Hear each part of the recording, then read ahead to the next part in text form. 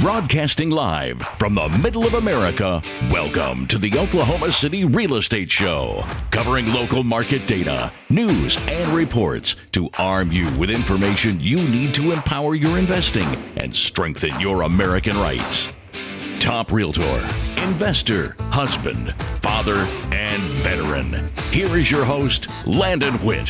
For more information and to listen or watch online, visit okcrealestateshow.com.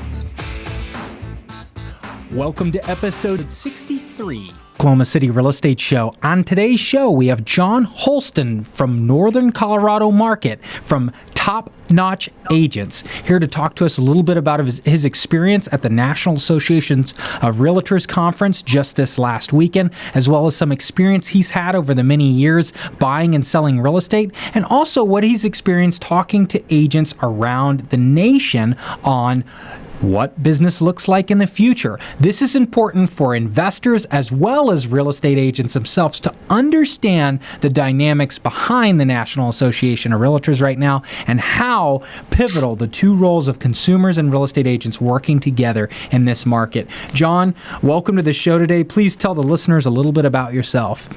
Hey, Landon, thanks for having me. Yeah, I'm Northern Colorado Real Estate Market. I've been in real estate for just about 8 years now.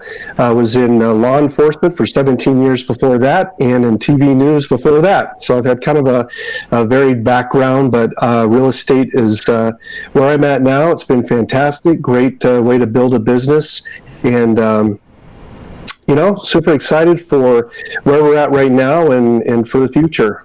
So, I'm in, and then I am along the front range of Northern Colorado, which includes North Denver, Berthoud, Boulder, Longmont, Fort Collins, Loveland. So it's just right up the Interstate 25 north of Denver. And briefly describe a little bit about how that market's been experiencing. I know before the show we talked a little bit about a cooling going on over there and the market sentiment changing. Can you talk a little bit about that? You know, when I got started here about 8 years ago, we were just turning out of the bad market, right? So really rough times. And during my whole 8 years, it's been a fantastic market to be a realtor in. Over the last year, it has started to mellow out a bit, leveling out. More inventory. Things are sticking around longer than they were before, staying available. The properties that were going under contract in hours a year and a half to 2 years ago are taking weeks. So, I mean, we're seeing a real difference there. What was normal for a long time is not normal anymore, but what we're really experiencing now is more a healthy market, so to speak. We know that the market always seeks balance, and we were high for a bit, and now we're coming back into what would be considered for a healthy market. What would you say were some of the initial signs there? I mean, obviously, homes staying on the market longer than usual, but you've also got, perhaps, was it jobs? Was the job growth not growing? What was the determining factor in the slowing market? That's a great question. The problem is, as you know, in real estate, the business ebbs and flows. I was in San Diego here a few months ago, and I was walking on the beach, and it hit me, man, real estate is so much like the ocean, right? You have business come in, business go out, tide comes in and out, and it's the same way. And sometimes you don't know exactly why things are happening. It'll just get quiet on you. Is it the season? Is it because you're moving into winter? Is it just a natural lull in a realtor's own business? I mean, it's hard to know. But, we just had things in general slow down. I think that the economy, interest rates had something to do with that for a little bit, and then those went back down. And so now things picked up. People will also say, well, what does the political atmosphere have to do with buying and selling homes, right? And a lot of people will say, well, people were holding off for that. So right now, there's some people saying, well, the market is slowing down because people are not sure what's going to happen with the presidential election next year. Mm-hmm. Sure. Especially in that higher. I wish I could put my finger on one particular thing that we're seeing as the reason, but I think it's just a normalization. know that there's any one big thing that's causing it. Market correction. That's why they call it a correction. Sure, that's right. Sure. Well, John, you had pretty stunning first year in real estate.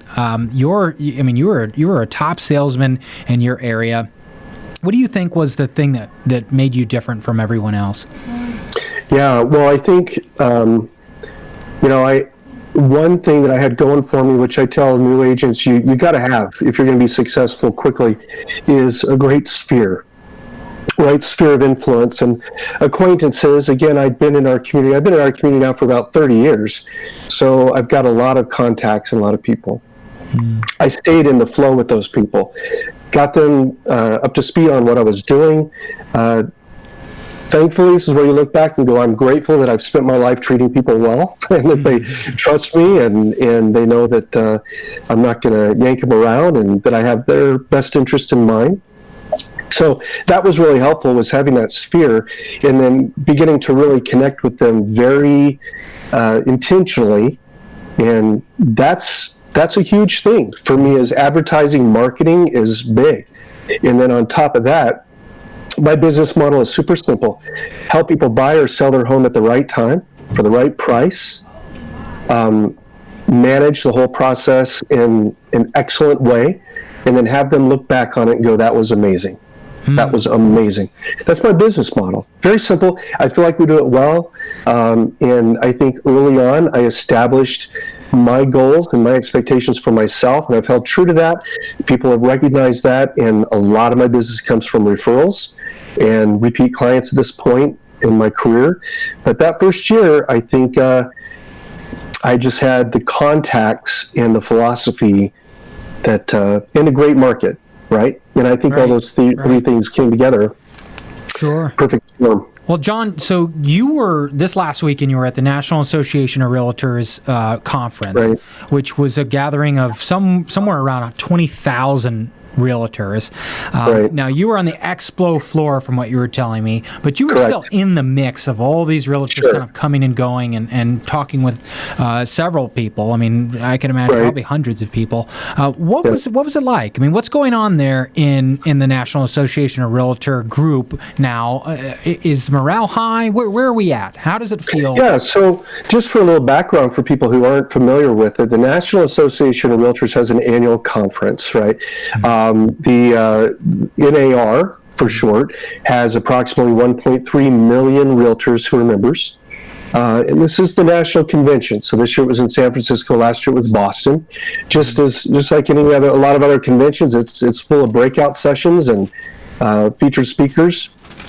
And so that's what they had going on. I was on the expo floor with my coaching company, TopNotch Agents, but I did have a chance to speak with a number of realtors who came through.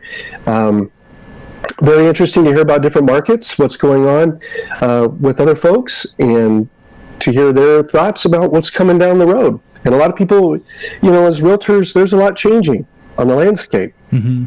And a lot of us are questioning what it is going to be like, right? Right. But yes, morale is high. I think that, especially convention setting, there's a lot of motivation going on. So, well, John, people are going to keep moving, Landon. People are going to keep moving and buying properties, so that we can be sure of. True. It's just a matter of doing it the right way. So let's get into some of the meat and potatoes here. So when we've got, and for those that are vegan like myself, I'm talking about that plant-based meat. Figurative meat. Okay, I'm not condoning the meat. We can talk about that offline. You guys have sent me emails on that. I am 100% plant-based realtor.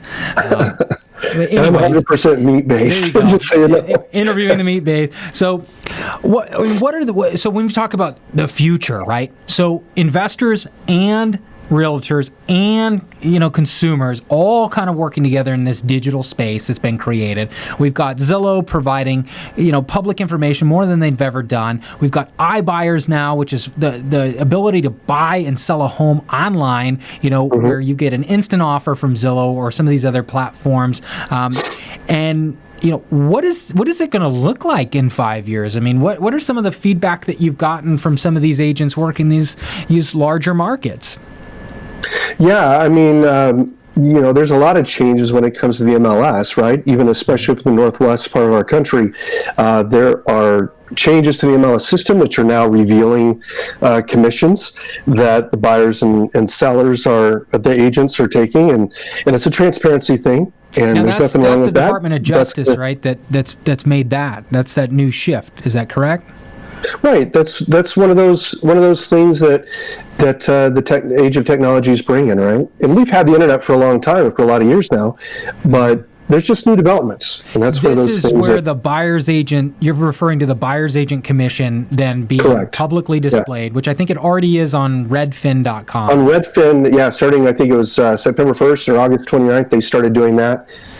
So they're up and doing that. A lot of other companies are considering moving that direction, from what I understand.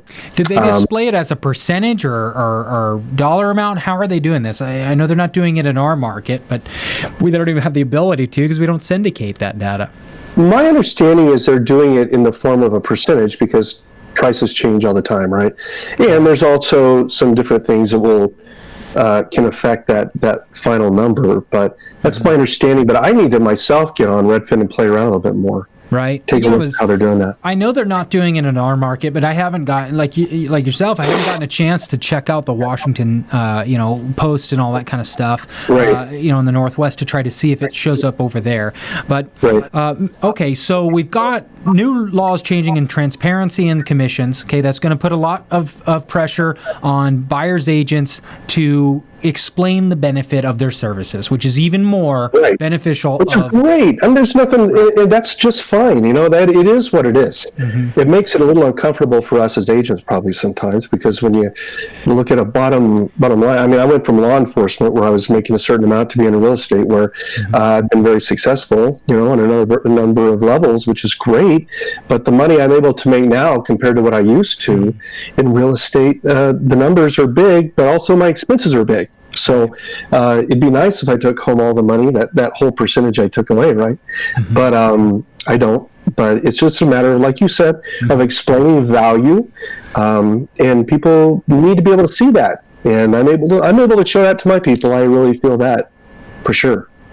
So in this new digital world where investors and home buyers and when I talk about investors, I'm talking about you guys that are purchasing for a business as opposed to residential home buyers that are purchasing for their primary dwelling or maybe a vacation home. But what is the difference for these folks when they're going to find an agent in 2020, okay? 2020 is right around the corner, folks. In 2020, how are they going to be able to tell the difference between an agent that is able to represent their best interest in the digital world and an agent that maybe has lost track with the times? Yeah, that's a great question, and I think that's where we rely on friends and family and other contacts to help us out. We as realtors often, I know I do, I'm sure you do, we have a contact list of people we try to stay in touch with. 15 to 20% of that list that we have will do real estate this year. So, whenever we have people we're working with, they're telling other people what kind of work you're doing. And so I think it's important to ask around, ask your friends, hey, who do you know that's really good? Mm-hmm. Who do you know that you trust, right? Mm-hmm. I think that's an important thing. And the way you find those people, I think Zillow is a perfect example, right? That's the one great thing Zillow does is they do have the reviews. Right. And anytime I close a deal, I send out an email saying, hey, please go to Zillow. Every single person. It doesn't matter if it was a stressful deal or not. Mm-hmm. I want people out there to see what they can expect. And thankfully the reviews are great, but I think, I think that's important. Online reviews are important. And the great thing with Zillow is we don't control that, right? We're not telling people what to say.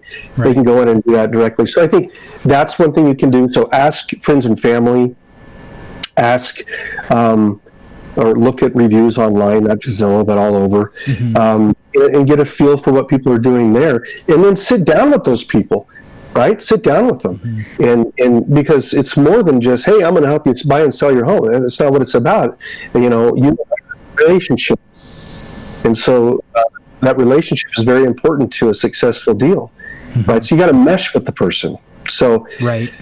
The personality type, sure. Take a look at their education. Take a look at the work they're doing. Listen to their philosophy. Look at their accessibility. Look at their Instagram, Facebook. I mean, all those things are not,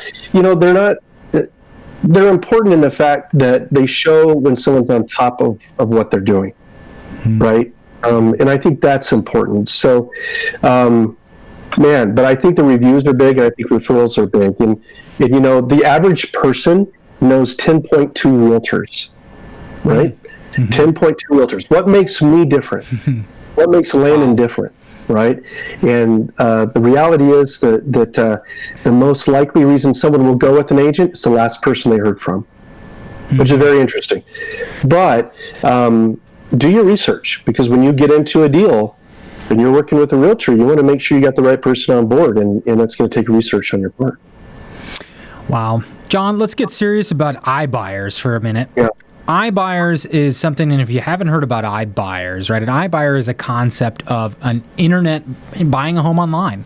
Just like you would buy a home and a car, you can post your car, like at CarMax, you can post your house online and then get an instant offer. And in some cases, you can go into that home, right? You find a house that's being listed by one of these iBuyer brokerages, and you can use your smartphone, download an app, and you can tour that home without an agent, and you can then proceed to put an offer in on that home without ever even talking to anyone in person. Let's talk just a minute about potential pitfalls of that, and also maybe some benefits to that. Yeah, I think the iBuyer movement is fantastic for some people, okay? The bottom line is, if you need to sell your home instantly and you don't want to mess with showings and you don't want to fix stuff up and you don't want to deal with the hassles of a traditional real estate deal, it could be excellent. But by and large, it is not the most financially sound decision for those who want to walk away with the most for their home. Right? Forbes tells us that their research shows that on average, an iBuyer, using an iBuyer, you'll walk away with 11% less than if you use a traditional deal. Wow. So it'd be nice. It is very, very convenient for some people. I just met with someone last week, and one thing I'll tell you, Landon, I am not a sales guy. I'm not a salesman. I am, again, in the relationship business, and I want what's best for my buyers and sellers. And if it's best for them to look at an iBuyer situation, I'll tell them. And that's exactly what I did last week. These folks needed out of their house quick. I'm like, this is really a no-brainer for their particular situation. So it's a great option for some people, but it's a pretty few select, right? But that's up to the consumer to decide that, am I willing to take significantly less than I would if I did the traditional real estate transaction? And if their answer is yes, then by all means, look at it. But that's not why most people sell their homes. They're looking to move up. They need to walk away with the most they can. So, yes, great benefit for some people, but not for most. Right. It's kind of that you're paying for the convenience of not having to do your showings, not having to do all that. Absolutely. And it's worth it for some people. Well, for sure. And with the in some markets that works, but in a linear market, and that's important to note the difference, right? You got the cyclical markets, and then you got these linear markets. Linear market like Oklahoma City, where our average appreciation is like 3%. So when you talk about 11%, right? I mean that's almost impossible for some folks, especially like you talk about if they're going up to the next house. So you really have to challenge it. Look at what you're netting. Look at your actual closing costs. What are you actually getting at the end? And then comparing that. And would you recommend, if they're going to do an online offer, that they also meet with a realtor in person and kind of compare those two scenarios together?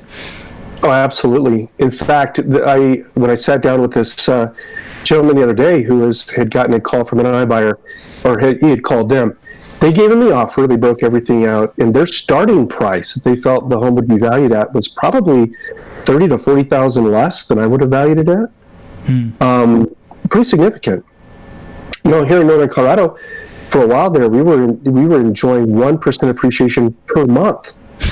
We were up 12% a year, and now we've slowed down to probably 5 to 7% for the year.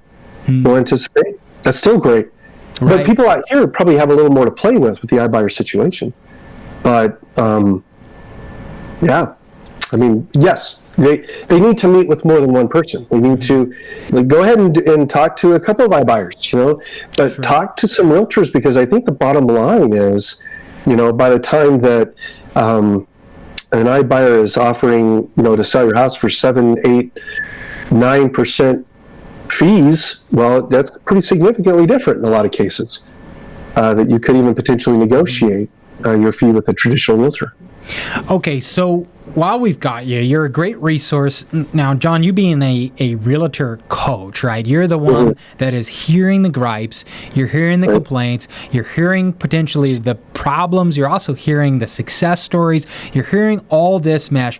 What would you say is the biggest feature that's lacking in today's transaction between a customer and a realtor? And that could be from the consumer side, or that could be from the realtor side. What's missing in there that could make that transaction, or that does make that transaction a memorable one? Communication. It's very simple. I mean, I think number one is communication. The frustration that people have with their real estate agent is that they don't hear from them for a while, or they're hard to get a hold of, or they don't return phone calls. That's huge. So communication is really big. The second thing is quality of service. Being on top of it. I mean, if you're going to charge a fee, then make it worth it. Make it worth it. I'm committed to world-class service. I look at my business as a concierge service, and you will come away from an experience with me that you'll love. You will love. And I feel very confident about that. But communication is just a huge thing. Every day, every week. I'll do 60 deals this year as a single agent with my business manager, something like that. And every one of those will get the same attention. I don't care if they're buying a $100,000 condo, actually I wish there was a $100,000 condo around here now. $200,000 condo or $1.5 million, or more, they get the same attention. You treat everybody with respect, and you treat them with utmost diligence, no matter who they are. And every Monday they're going to get an email from my business manager Bethany, and she's going to tell them what's happening this week and deadlines they need to hit, deadlines we're going to be looking out for, things we're going to be doing for them, communication we need to have. Every Friday I'm on the phone with them minimally once a week. So just staying in touch, keeping them up. People just want to know what's going on with their transaction. That's what they want. Even if you can't do something today, let them know when it's going to be. So that's something people need to demand from their real estate agent, is that, and expect when they go in, is that, hey, I need help. I need help, Right. And there needs to be real open communication. I tell people up front, listen, everyone gets frustrated with each other sometimes. I need to know what the deal is. And if I'm not doing something, either I'm going to have an answer for you why I'm not doing it, or I'm going to say, boy, that's a great idea. Miss the boat on that one, yeah? So, it's just communication, Lane, and I think that's the number one thing. And then making sure that both sides are talking to each other. What is the healthy boundary of communication, though? I hear a lot of mixed on when we build a relationship with our agent, or we build a relationship with our customer.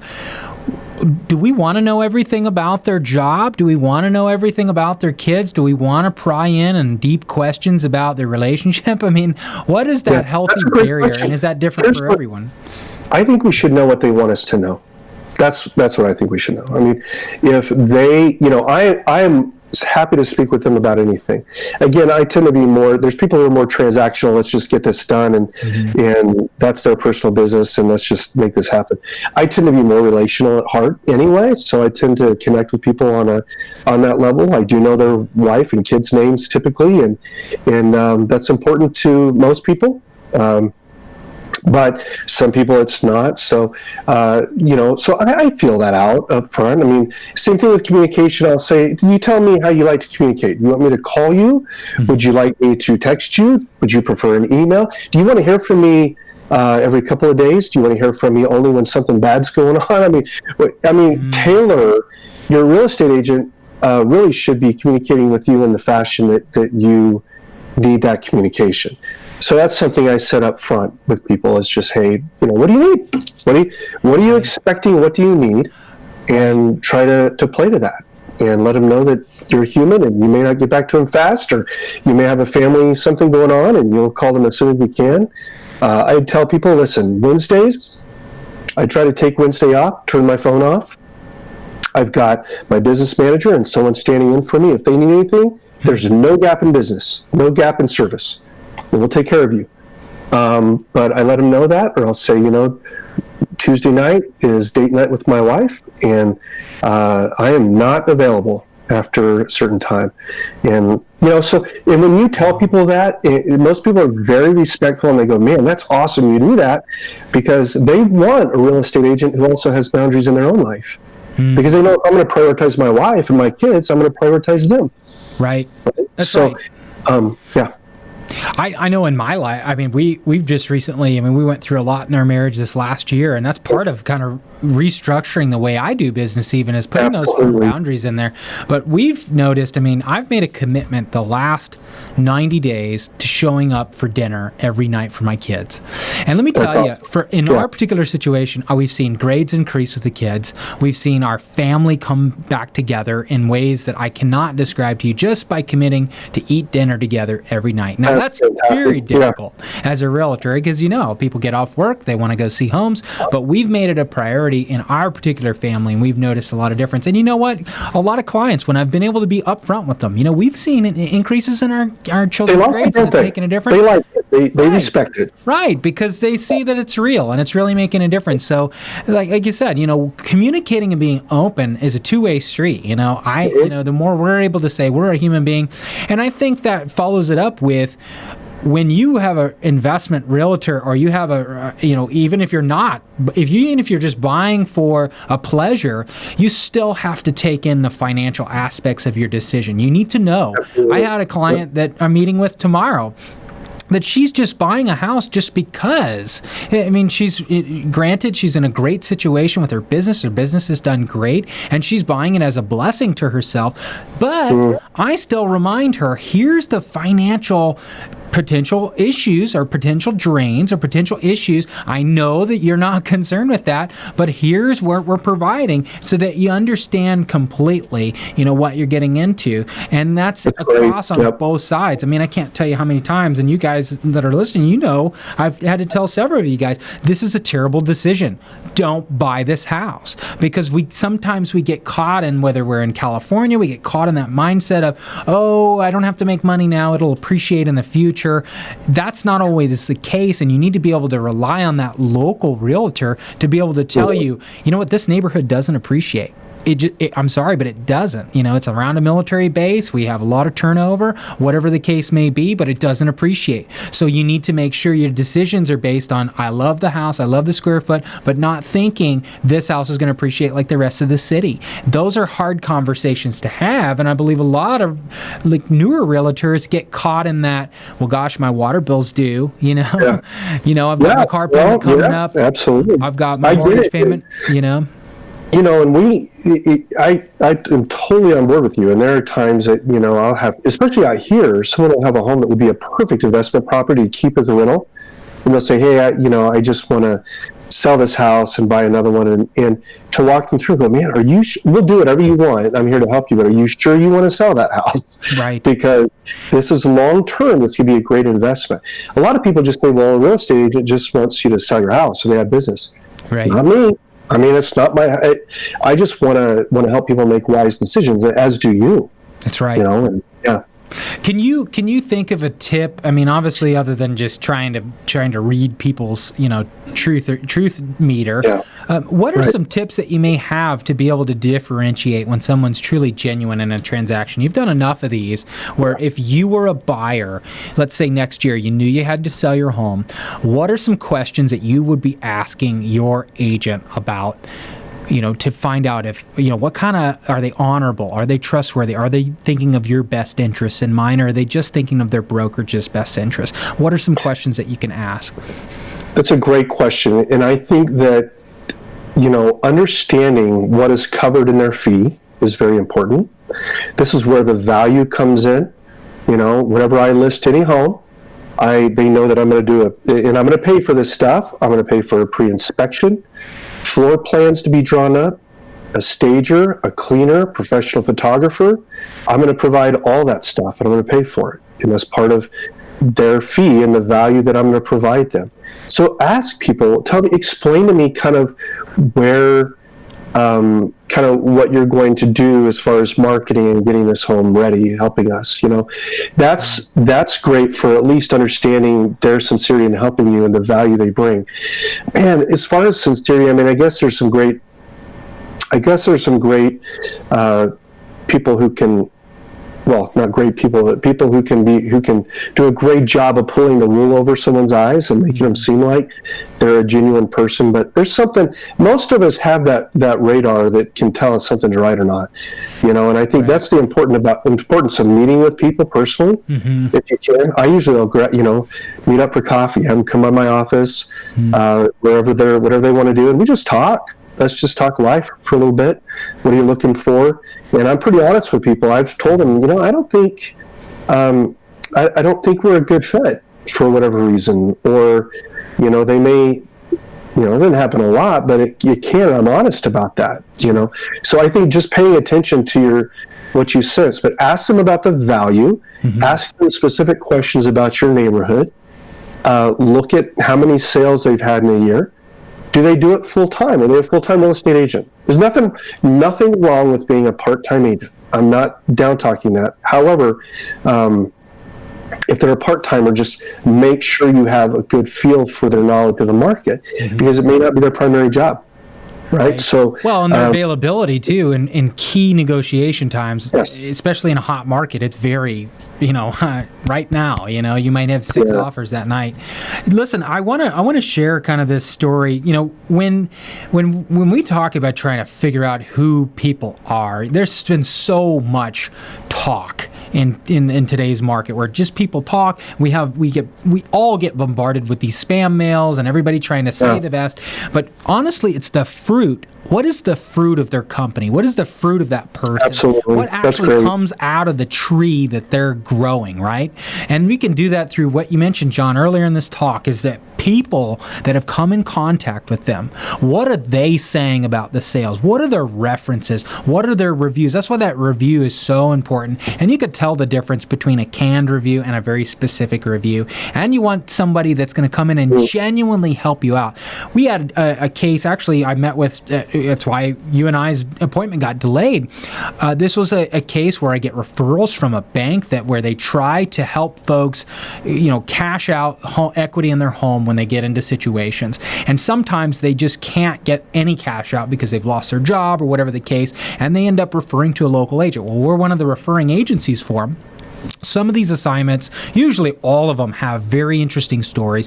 Today, I showed up to a house that the ARV on this house after renovation value was $125, and this gentleman wanted anywhere between $70 and $85 for his home. And he told me that on the phone.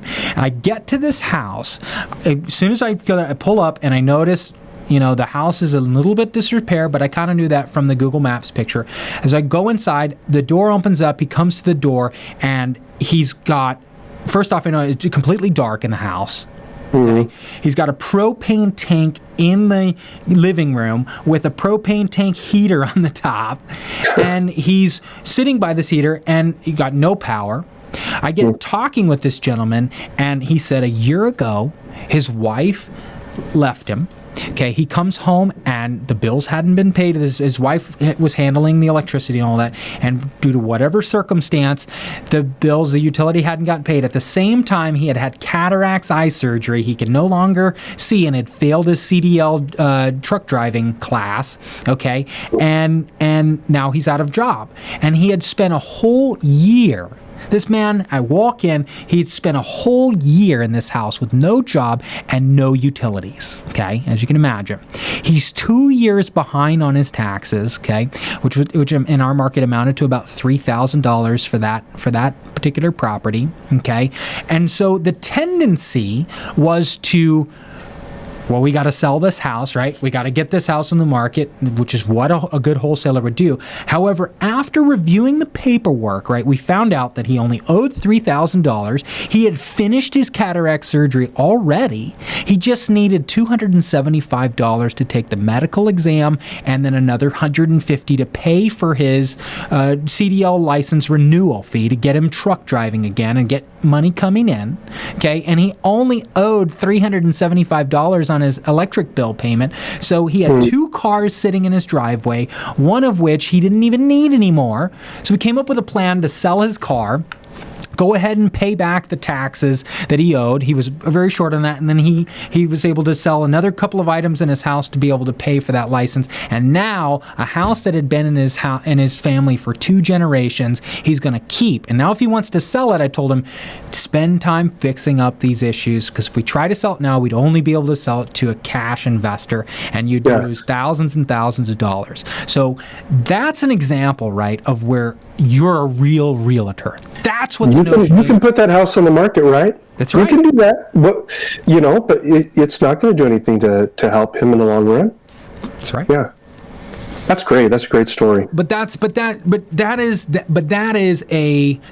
the National Association of Realtors was founded on. I hear these stories where it's like, back in the day before MLS, people used to sit, in the living room of the local head realtor, and he would be this wise man or woman, sharing these stories about the market and about what's going on and about investment and just pouring wisdom into all the others. And it was literally, the National Association of Realtors was a source of hope and truth in a wild, wild west world where, you had snake oil and all that stuff. So I feel like we're getting back to those days where online sales and I get emails all the time from these wholesalers. I get emails from, these online auction deals where they're trying to auction off property. Oh, but you can't see it, you got to stay outside and all these different things. Right. And people are emptying their 401ks to get out of the stock market and into property. And there's so much, come flip your home, watch HGTV and all this. Now more than ever do we need a voice of truth, And so I think that's great, John. I mean, we really do, that we're equipping people, investors, and home consumer buyers to notice the difference. Listen with your ears, watch with your eyes what they've done in the past. What is the fruit of what they're saying? Because it may sound really good, but what have they done for other people? And that'll be... Well, you and I have never met, but we got to grab coffee. How are we going to pull that off? All right, we'll have a we got the same philosophy on a lot of things, and cool. And this job is about people. That's what it's about. And I understand there's a lot of buyers and sellers listening, and there's a stereotype for what real estate agents are like, and some of them are true, but a lot of them aren't. And a lot of us just want to do what we can to serve others and help them through difficult decisions that are to be made, and to be trusted advisors. And that's my passion. If you're listening to this and you are a realtor, or you're even thinking about becoming a real estate agent, I want you to get on TopNotch Agents.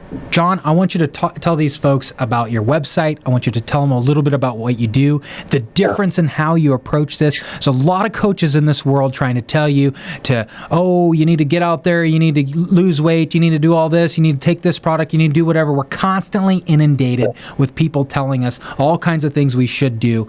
John, how is TopNotch Agents different?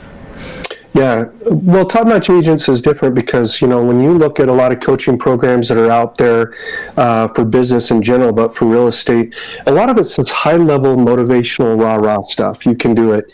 That's great. There's a place for that, but I prefer to give people solid ideas and solid direction in what they're doing.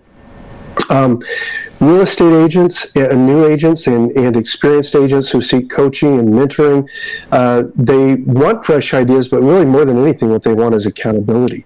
And they want to see results in what they're doing. So what we've done at TopNotch Agents is we're helping the brand new agents get started. We're helping existing, veteran agents who need kicking the tail end. We help them.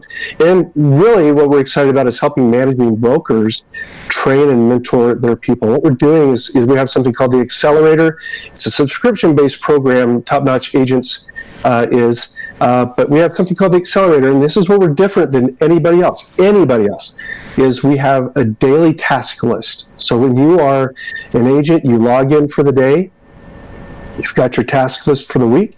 Day one of this career in TopNotch Agents, you've got 6 tasks that you need to complete that day. And we have 52 weeks of curriculum, and we work 5 days a week, and we get you from point A to point B, and at the end of 12 months, you know what you're doing. And not only that, but we're going to help you do it in a way that it's fun, you play to your strengths, and we help you persevere, because this is not a game. Not a game. And if you want to succeed, you've got to do it the right way. I say people need 5 things to succeed in real estate, do really well. Number 1, they need to know their why. Number 2, they need money to start their business. Number 3, they need a sphere of people to work with. Number 4, they need to end up at the right brokerage when they're starting. And number 5, they've got to have the right attitude. And so we help people build those things, and especially if you've got those things in place, we'll help you kill it. I'm just convinced of it. I know. So that's kind of where we're at. But TopNotchAgents.com, free 3-day trial membership for people to take a look at what we've got. Don't even have to put a credit card in, and get access to that first week and see what we got. But, for some people, it may not be for others, but for less than what you'd make in one closing as a realtor, you get a whole year of coaching, and that's a pretty good deal. Excellent. Well, Jon, thanks for coming on the show today. Thank you for having me. I appreciate it, Landon. You take care. All right. For more information and to listen or watch online, visit OKCRealEstateShow.com.